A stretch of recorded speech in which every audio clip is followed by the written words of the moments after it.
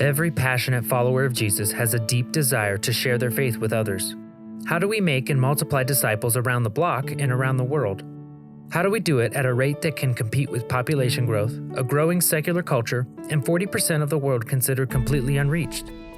With hosts Doug Lucas of Team Expansion, Lee Wood of One Body Church, John Hirima of Big Life, Roger Shull of E3 Partners, and special guests from around the world, we'll explore how believers can come together to make more disciples.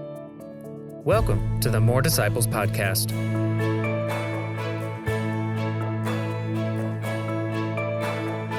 All right, we're here again for another episode, More Disciples podcast. I'm Roger Shull here with my co-host, John Hirima. Hey, everybody. Great to be here. Doug Lucas. Hello. And Lee Wood. Hey, everybody. And our guest today is Damian Gerke. Is it Gerke? It's Gerke. Gerke. Okay, just making sure that was right. So this is his first time on our podcast, but second time recording, because the first time we recorded, it was my audio that messed up completely. So Damian is gracious to come back yet again so that we can share with you all what he's been, what God's been teaching him, what God's been doing in his life. But he works closely with Lee. So Lee, why don't you give him a little bit of a introduction? Yeah, love to. So Damian and I serve with one another, fellow elder in Tampa. The church at Tampa, we call it One Body Church, but it's a completely organic, decentralized network of home churches that exist to launch and grow disciple multiplying movements that transform communities. So I met Damian. He can share in his story when he gets into it, but I met him at my kitchen table. And he said he got a hold of me and was looking for somebody that was actually doing the stuff in a Western context, actually making disciples from micro to macro, John. And he showed up at my house and he said, "I'm all in." And I think that was like in 2015, and I didn't believe him at all. Like I'd had so many people tell me that they were all in, and they weren't all in. But Damian and Cheryl, image bearers from their home in St. Pete. So we're in two completely separate counties. Tampa Bay is 3.5 million people, but we are co-eldering as part of the church at Tampa and making disciples that transform communities. So he's a beloved brother, co-laborer, and a fellow elder. So that's biblical language, and that's the way that I feel about him. Awesome. Well, that is a good introduction, but why don't you introduce yourself, Damian? Why don't you give the listeners, maybe you can talk about, just how you got started in disciple making movements, church planting movements, and what God's doing now. Yeah. So right back at you, Lee. Just having the relationship with Lee and the other elders that we have is really, really special. I've never been a part of a leadership team that works and functions the way it does. And that includes corporate as well as ministry experience. So Lee's a big part of that. So really appreciate you, brother. My history is I was a legacy church pastor in a number of different locations for about 15 years. And toward probably the last third of that, I just began to be troubled or sort of like what is often called a holy dissatisfaction. Like I am big into development and always wanting to get better. And I felt like the church was, the way it was structured and the way it was operating, just wasn't moving forward the way I think the opportunity that the way that it exists for the opportunity that we have. I think we had settled into sort of a pattern of ministry, and I saw a lot of faithful activity, a lot of faithful saints. So it was no disrespect, or it was not really because people weren't trying or didn't have good intentions, had wonderful intentions. I just felt like it was just not moving forward, kind of stuck, if you will. Didn't see the kind of life transformation that the Lord had. I had recently came to faith as a young adult. And so for me, it was Christianity and faith and the Bible. I'd never read the Bible before I came to faith. And so I was on this path, and I just felt like, man, everybody should be on this path, was sort of my orientation. So just began really searching, and that started us on me and my wife Cheryl started us on a path of really searching, looking for what we sensed that God was trying to tell us something, and so really began searching for that, and ended up stumbling into us and another couple stumbled into a relationship with a retired missionary, George Patterson. And he began orienting us to this thing called discipleship multiplication. And we were just fascinated and really jumped in whole hog, started practicing, making lots of mistakes, just hacking away at it. And we did that for probably 4 years or so. And eventually everybody that we worked with moved away. They left town. So we were all alone. And I called up George and I said, is there anyone else in like the United States that's doing this? And he said, well, call this guy named Curtis Sargent, and talked to Curtis. And he said, yeah, there's somebody actually in Tampa. His name is Lee Wood. And I thought, man, this is great. Like in the same metro area. I was just hoping for somebody, in maybe the Southeast. So as long as Lee wasn't, an axe murderer or anything like that, like I was pretty certain this was already an answer to prayer. So called Lee up, like he said, we met like midweek after work. I was working full time at the time, and he laid out what they were doing, and it was, lined up pretty well with what we had been trying to do. And so I said, yeah, I'm in, and have been with One Body ever since. That's a great story. Awesome. That is a great story. Yeah, and I'd love to. So you have recently published a book that is kind of in your story. You said how long you were in just kind of maybe traditional church as we know it, and you said you're on staff, like a pastoral role, even. Is that right? Yeah. And now pursuing disciple making movement, still an elder, but of maybe a different type of church. And so you kind of wrote a book just to kind of span the gap between the two, like saying, hey, this is the church in America, and here's disciple making movements, and like here's how the church can pursue that. So maybe you could speak to that some, like what are some things that you're seeing in that regard, and like what are some things that people who are in the church today in America can do to start pursuing movements in the way that you have started as well. Yeah. Well, how much time do we have this morning? I'll give you left, so. I'll give you the 30,000 foot flyover, but this really is, I just want to say this is something that really is best discussed in relationship over a long period of time, because there's some basic principles and basic truths, but how it's applied in each person's life is personal to them and to their situation and to what God has called them to do. So this was not, and frankly, my experience, I'll let you guys speak to this as well, but my experience is most people that are doing disciple multiplying movement ministry, this is not a quick change thing. This is a slow process of reorienting your life and ministry, and how you how you practice ministry, and even how you practice your life, frankly. And so I don't mean for that to sound intimidating as much as it is just it's a process of just beginning and starting to practice, and the Lord grows us in our ability and wisdom and fruitfulness as that goes on.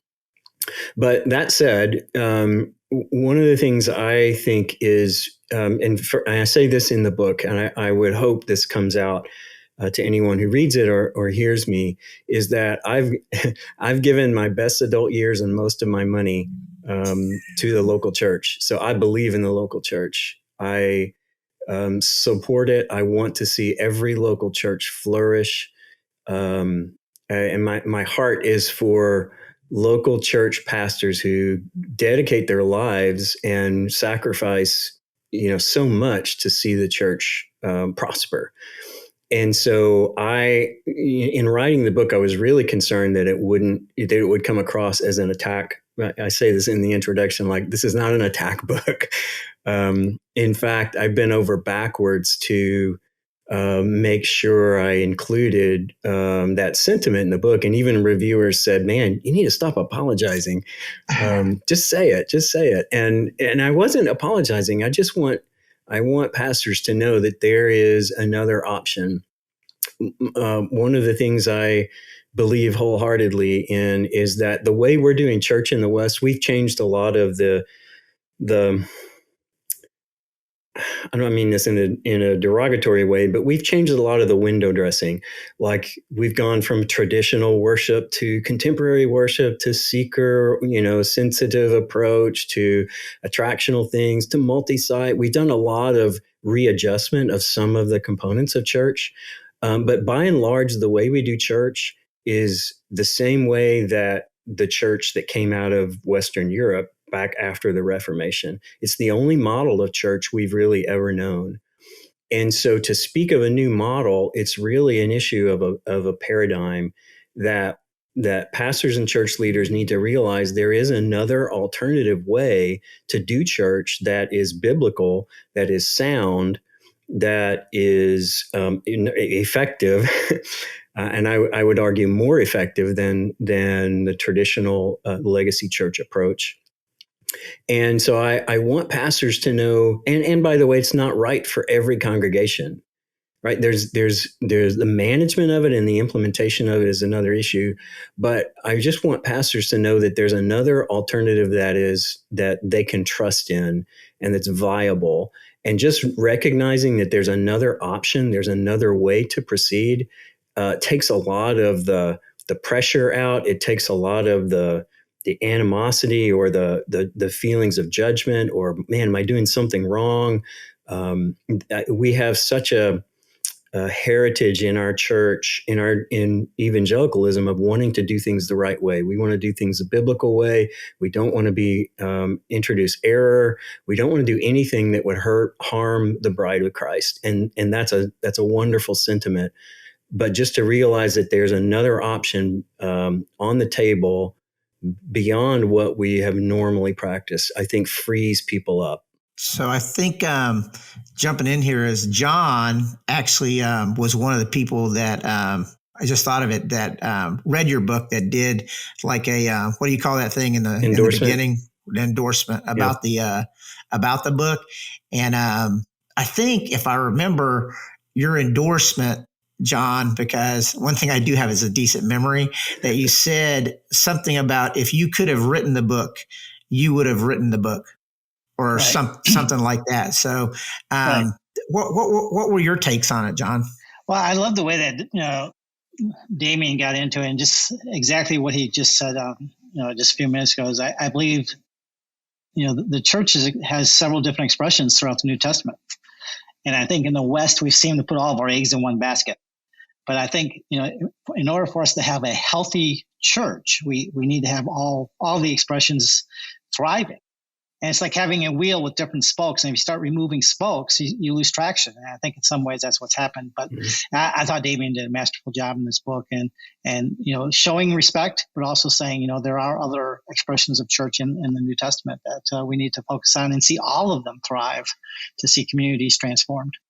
So Damian, to try to help us understand this, and by the way, this sounds very exciting, kind of take the book and give us do I remember there are like 3 top bullet point sections of the book or something? Kind of help us understand the big picture of the direction you wish the church would consider. Do it in one answer if you can. No pressure, bro. So there's those 3 models, but one thing that you talked about like for me as a catalyst of a completely new one of those models, okay, it didn't take me a long time. Like I got it, and like I was entrepreneurial starter, made lots of mistakes, right? But we see these other things emerging now where you have people that aren't entrepreneurial or innovators, okay, where this information is coming to them now, and we see the emergence of the other. So could you sort of like touch on that inside of Doug's question, please? The I'm going to have to ask you to. I Shocking missed to clarify. my Lee. I usually speak Lee pretty well, but I So just want to clarify. We've gotten like with innovators, entrepreneurial types like me, okay, Yeah. stuff has been catalyzed over large geographical areas. But now, like what John was talking about, and inside of the three formats, we're seeing midterm or late midterm or early late term adopters of these patterns and principles as a part of the whole. And I think that that's something that's really important about your book, is that we can do this stuff together. Mm-hmm. Yeah. So there's three. I'm going to back up a little bit, Doug, I think from where your question was. Mm-hmm. And just to give you a sense of the content of the book, there's three sections. The first section is just asking people to step back and take a sober assessment of the current model of church and is it working? And I think I build a case for demonstrating that while we're being faithful at it, it's not giving us the fruit that we had hoped for. And just introducing DMM and introducing the concept of multiplication as a key driver. Discipleship multiplication is a key driver, because if we don't get multiplication, we don't get the Great Commission. And that's a sobering fact that we need to come to terms with. The second section is contrasting DMM ministry with churches we know it ministry in 25 different ways to show how the churches we know it approach is actually blocking, unintentionally, I think, but it's blocking discipleship multiplication. So then the third section is all about if you agree that the church is not working and you can recognize that what we're doing, even with the best of intentions, is actually blocking what Jesus has asked us to do, then I'd like to ask you to consider one of these three approaches. And the three approaches are, first of all, the first one is what I call startup, which is models one body, what One Body Church has done. It could be any church start, any new start could begin this way. The second one is I call it transition. It's where you take an existing church and you shut down essentially all of the existing ministry options and then restart, or you make it a transition to a full DMM approach. Mm-hmm. And then the third one is I call it parallel. Some people call it hybrid. Roy Moran in his book Spent Matches talks about this. And Shoal Creek, his church in Kansas City, is a test case for this, a case study for this, where you run your current ministry as is, and then you begin a parallel DMM ministry on the side, and the two run parallel. They don't interact. Yeah. That's awesome. Sounds great. Well, you didn't give an example for the second one of kind of transitioning completely to DMM, but if anybody wants to go back and listen to Burke Wilson on our podcast, their church is an example of one that's planted in a traditional way, probably 20 years ago or so, and has now completely shifted to saying our Sunday gathering is a celebration of our area churches, as they call them, which are meeting in homes and dorms on a college campus. And they've fully transitioned there. So there are examples of, we already mentioned examples of all of those happening in America. So that's awesome. Yeah, good. And another one, like if you want to, Damian, you can talk about, I don't know if it really fits in that middle one. There are even nuances to all of that stuff. Mm-hmm. You can talk about Chris Galanos's as well, experience life in Lubbock. That would be similar to that second approach, I think, right? Yeah, and I think Bill Lackey's church, Revolve, is sort of similar to that as well. Each application of this is different. It's unique, and like you said, it's nuanced. it's not a cookie cutter approach, but the principles are there. And, I'm just convinced that any church can implement DMM based on no matter where they're at currently. And our heart, I think this is part of what you asked about earlier, Lee, is our heart is to assist churches in making this transition. It was a long transition for me. I know, coming out of ministry, out of a traditional ministry into DMM, and so we just want to help. We believe that the Lord is leading all churches to make disciples. It's not a DMM thing. That's a biblical thing. That's a Jesus thing.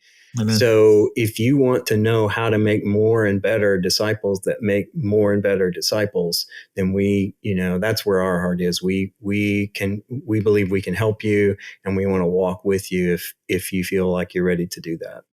Yeah, so it's interesting in Tampa. We actually work with closely with a couple of traditional churches now, and we're working with one another, and they're prayer walking now.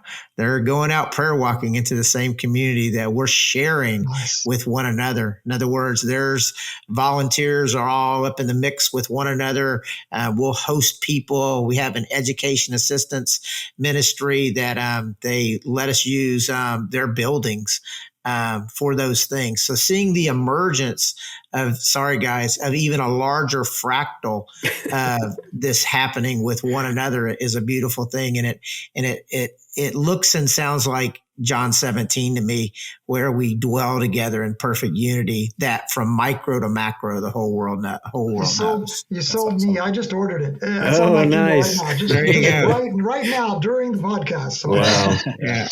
So, we got Damian and Lee both on this podcast. And so we got two elders from Tampa, which I still think Tampa is one of the best examples around of how the Lord's moving in this country. So maybe you could just share a couple of the highlights from what you've experienced. So, yeah, I think as an elder, I'm trying to figure out how far back to back up here, but one of the things we do is every 6 weeks we have what we call an orientation, where we bring people in to not only understand about DMM, we do some basic DMM training, but a lot of it is just to walk with us, go around the communities where we're doing disciple making, talk to people who have been second and third generation disciples who are trying to working at making disciples, to see what love God, love neighbor, and make disciples is as a simple ministry approach. All of those things, because so much of it is caught rather than taught. And one of the questions we always get is, how do you do this elder thing? Like, what does your leadership structure look like? And it can look like a lot of things, but the way I'll let you pitch in on this too, but the way it looks like to me is, imagine a group of your best friends that you've ever had in life that know you better than your siblings, who will call you out as quickly as they will encourage you and love you. And they would drop at the drop of a hat, drop what they're doing and come to your need if you called and said, "Hey, I need help." And you're all growing in Christ together. You're growing in the stewardship of Jesus's bride together. None of you is superior to the other. There is no rank, and you're all very different. Like, if you can picture that, that's what eldering looks like. It is a relational network. It's talking about you. We talk as elders the way my wife and I talk about our family. We talk about our kids. how do you think Ryan's doing? Ooh, I'm really concerned about Brennan's working too hard. And is Hannah, how is she? She seems to be struggling, or she's doing very well. We're so excited. And that's what it's like. We talk about the church like we talk about our family. Interestingly, tonight, the elders and their wives are getting together for dinner and prayer. And, John, the way you sent an intern here for a summer, that same thing, just for immersion inside of the churches and the church, and to see how that thing has spread through Julia to other places that she's gone to from here. So I think the emergence of people understanding that there is operations and administrations, but you don't start with that. You basically start with disciples. Like you make disciples, you're doing it from your home unto, and as the Lord gives that increase, then elders are recognized, they emerge, leaders. So elders and deacons, if you want to call them okay, you see the emergence of that. That's God that does that. I just think it's a challenge, and Roger, you can hop in here because you're the youngest, is I think a challenge is in the United States is there's a lot more of the other model, so to speak. And because we're in different cities and we're spread out, is that we need to effectively, and what we're trying to do with the podcast, to be salt and light, to call attention to this, to see that like, hey, this is God's doing this.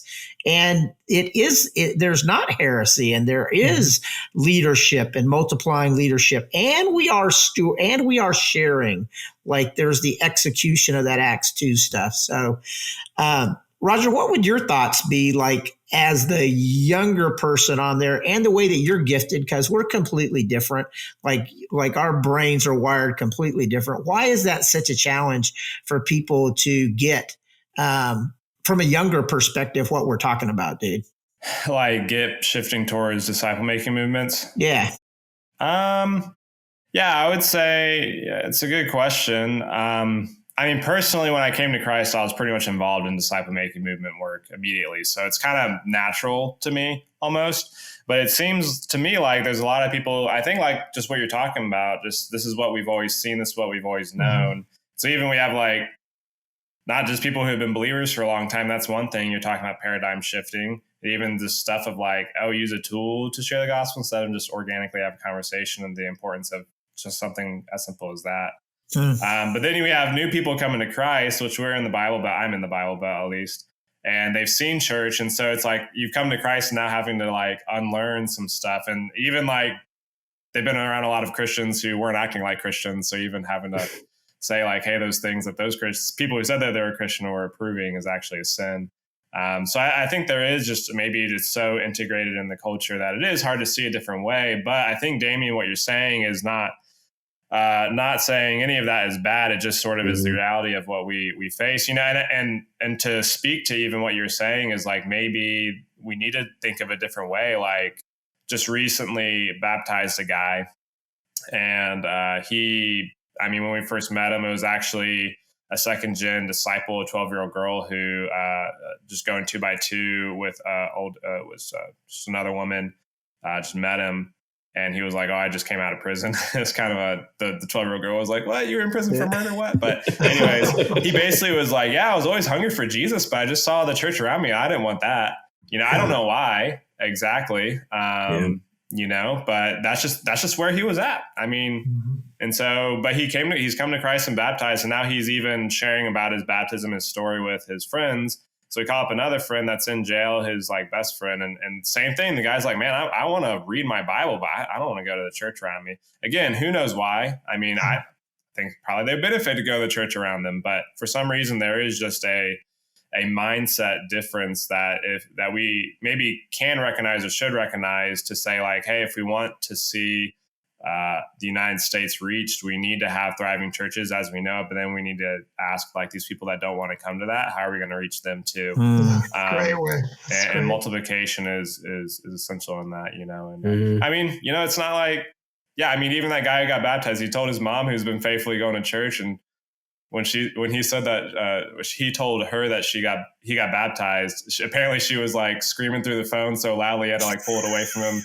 It was really funny talking to him the other day about that. But yeah, I guess it's just the mindset cultural shift is what I would see. But Damian, I'd love to hear even on what you have spoken to that. Like there is a big mindset shift, paradigm shift. Like what are some things that if someone's listening to this, like, yes, I recognize there's a need to do something different. Like what would be first steps to help them start having that paradigm shift, or even first steps to start obeying? You know, I hear you guys are doing prayer walking with some of the churches around you. Maybe that's one of them. But yeah, what else are you identifying that could really help people start to get moving on that? Yeah, one of the things that we almost always say is no matter what you're doing, no matter what your role is, if you're a senior pastor, associate pastor, deacon, elder, Sunday school leader, whatever it might be in the process, be intentional about making a disciple apart from your church's programming. So, and we say that just to sort of reorient them, not that inviting them to church is, bad or wrong or anything like that, but just to get the sense of what it means to make a disciple relationally. Just find one person, ideally, that's not going to church, and build a relationship with them, start discipling them, lead them to the Lord, and equip them to go reach their neighbor. And just don't try to create, most of us have a tendency we have such a productivity mindset in America and in the West that, hey, if one is good, 10 is better. And that's not true in this case. So just start with one. It's probably all you have time for anyway, because we're all so busy. But just start with one, and you begin to realize a couple of things. One, we have an over dependence upon our programming in the church in America. We think programmatically, not relationally. And it doesn't make us bad people. It's just that's our orientation. And so you start to see people differently. Instead of inviting people to a class or a program or to sit down and work through a study, you invest yourself in them relationally. You help them figure out not only who Jesus is, but how do you talk to your spouse? How do you talk to your kids? How do you invest your money?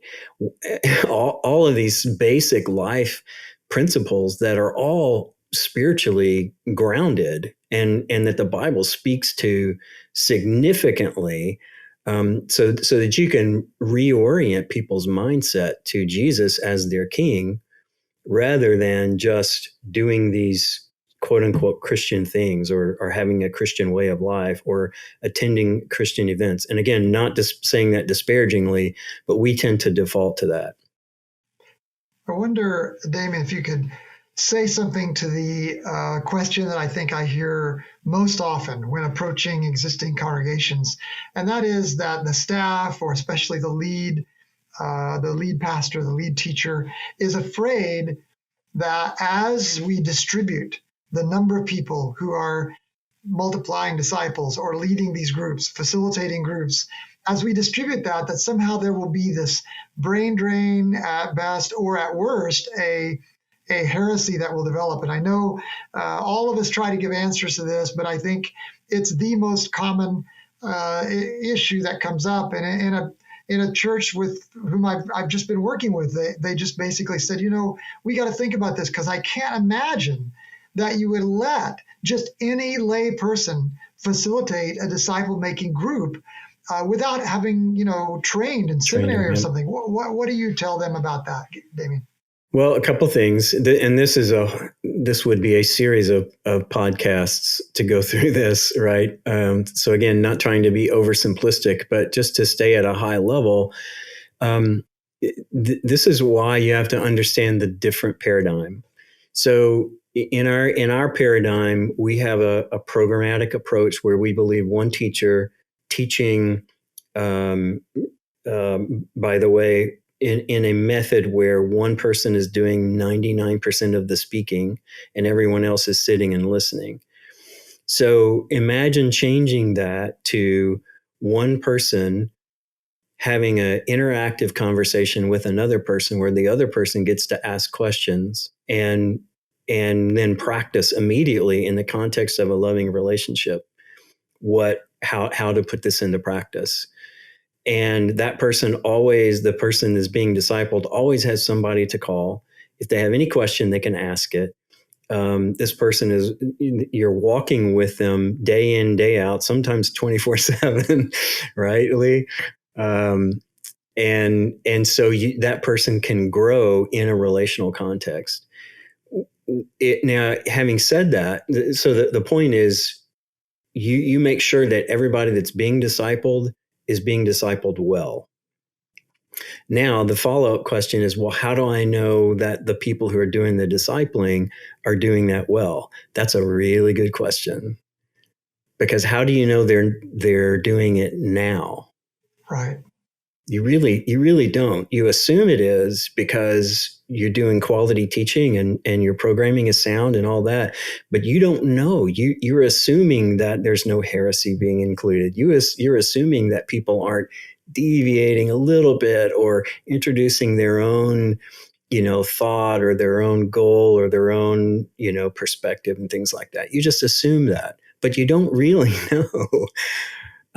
But if you set up disciple making appropriately, where one person trains and equips another person, walks with them, watches them do it, and then you see multiplication come from that, you bake in the truth, you bake in the doctrinal accuracy, you bake in all of these things so that multiple generations resemble the first generation. That's the goal. So, Doug, Dame will be able to answer this question, but this will be helpful for people that are concrete, linear, sequential. So, I am not an engineer, and Damian in a former dispensation was an engineer.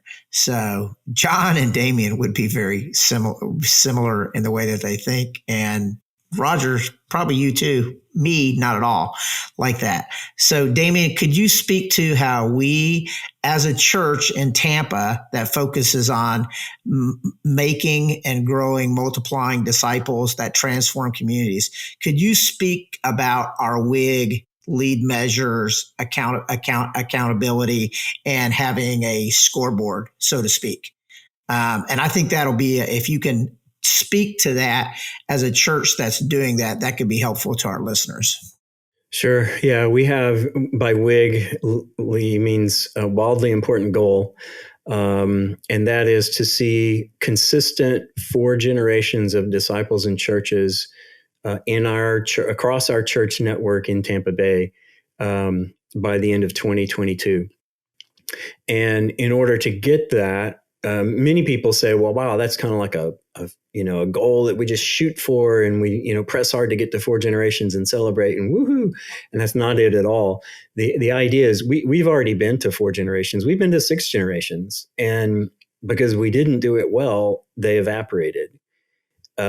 So the goal is not just to get to a number of generations and call it a success. The goal is to create a disciple-making process that is so sound and secure that we see sustained, consistent 4th generation disciples and churches as a product of our disciple-making process. So then to make sure that disciple-making process is sound, we've diversified our leadership structure so that we have higher accountability. We have monthly meetings with our leaders. We have modeled, assisted. I'm sure you guys have talked about this before, but the training cycle that we utilize is model, assist, watch, and then finally leave at a much later date. Leave meaning we trust them fully. They don't need our help. They're actually helping other people. They're fully equipped and effective as disciple makers. So once you stick to that process and you model that is the process you use, then that's what gets reproduced in subsequent disciples. And so there's high level of accountability. There's high level of connection. There's high levels of communication. We worship together. We have debriefing conversations. We have strategy conversations. Where are you going next? How can I pray for you? What resources do you need? Do you need me to come with you as you do this thing? So we're in constant communication, and there's a real finger on the pulse of what's happening in our network. It's great. Super. And then Roger, for you, we're tracking it and we're recording and we're tracking it and recording it, Roger. So I didn't do that. I didn't do that at first. Another thing that I didn't do well, I would just draw circles and stuff on grid maps and send them to Curtis. But we're actually, we have lead measures that we're doing with those things and the accountability, but we're also tracking and recording, by the grace of God, what that looks like as a city church. So, Doug, I had him share that because I think that that's something substantive that you can hear and actually see as salt and light. I think that speaks to church as we know it, not just as a model, not the model, but attempting to do that from Tampa unto like city to city or state to state. I think it's imperative for us to be able to model those things to others. Yeah.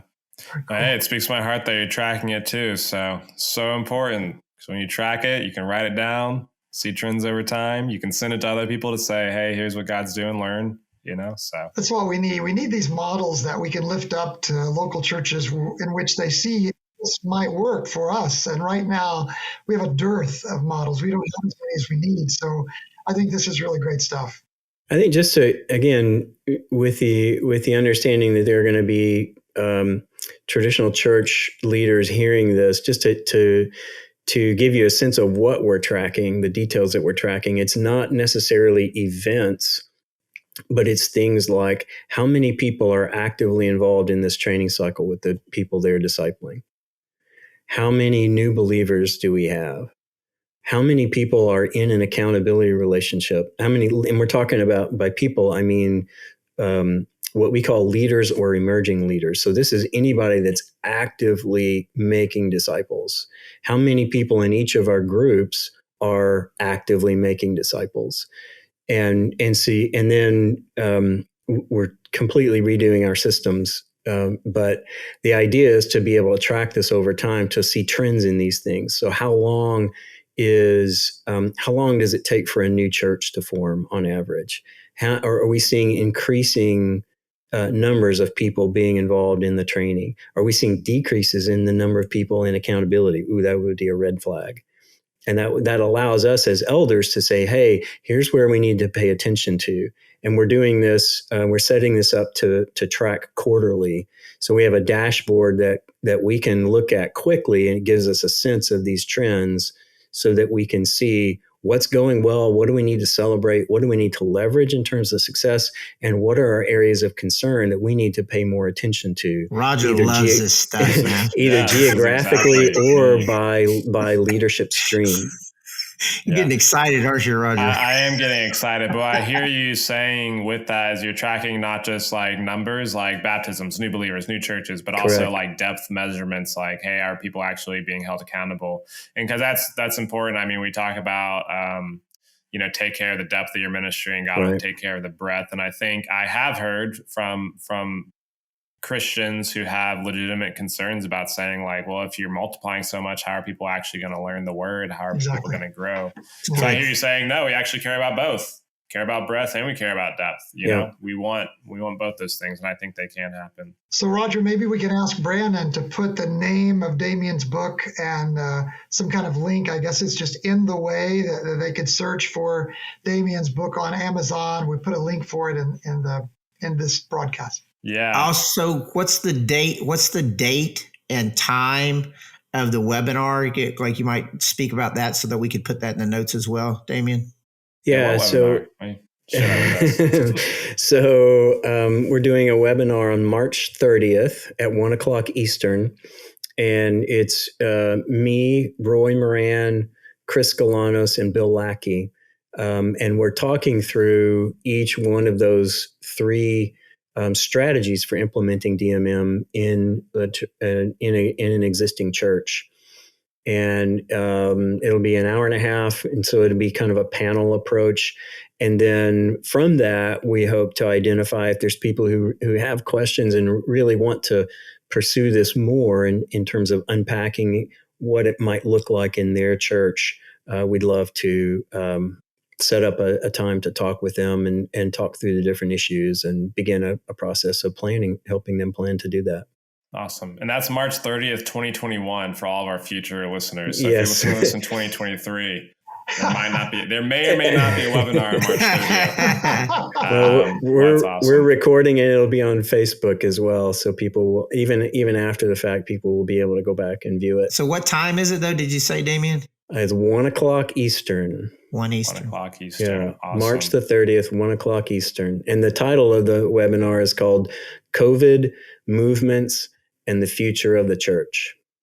COVID Movements and the Future of the Church. March Awesome. 30th, 1:00 Eastern. Awesome. Well, that's probably a good way to wrap up. I always like to give people next steps. So the book is called again, one more time. In the Way, and the subtitle is Church as We Know It Can Be a Discipleship Movement Again. Yeah, so you can check out that book. You can check out the webinar. Check out the other episodes of More Disciples podcast. You'll find that we're all about movements, however they look. So we've talked to people in international context. We've talked to pastors in the United States. We've talked to people who are exclusively simple church multiplication and everything in between. And we're hopefully going to have more guests that are going to do that. So be sure to check out other episodes, check out the YouTube channel, subscribe, leave a review. We're not making any money on this. It's really just us trying to promote these things to other people. And so the audio worked this time with Damian, and it was a really good episode. So shout out to Brandon and everyone who does the behind the scenes tech stuff to make it look and sound good. But For sure. thank you so much, Damian, and thank you to Thanks, all bro. co-hosts. Thanks, Damian. My pleasure. Good being with you guys. How are you making more disciples? What problems have you encountered? What successes have you celebrated? What questions do you have? Share your stories with us by visiting moredisciples.com/contact. If you're looking for next steps on growing your ability to make and multiply disciples, visit moredisciples.com to find resources, tools, and events all designed to help you make more disciples.